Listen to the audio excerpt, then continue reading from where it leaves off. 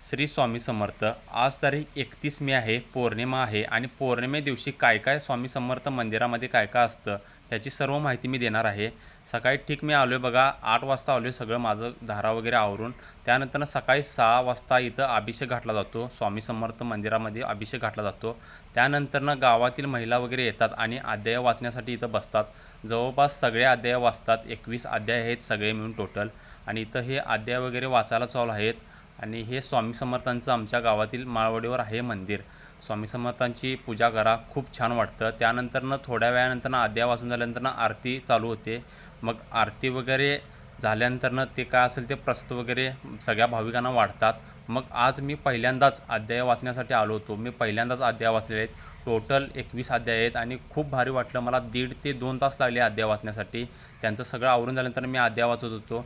पण खूप मन प्रसन्न झालं स्वामी समर्थांचा अध्याय वाचून. त्यानंतरनं आज आमच्या गावामध्ये पौर्णिमेनिमित्त महाप्रसाद असतो. त्यासाठी इथं हे सगळे तयारी वगैरे चालू आहे प्रसादाची. तरी तुम्हाला ब्लॉग कसा वाटला कमेंट करून सांगा लागते आणि ह्याचा दुसरा पार्ट उद्या येईल. तरी ब्लॉग आवडला असल्यास मला फॉलो करा लागते. सपला इशे. जय हिंद, जय महाराष्ट्र. भेटूया पुढच्या ब्लॉगमध्ये.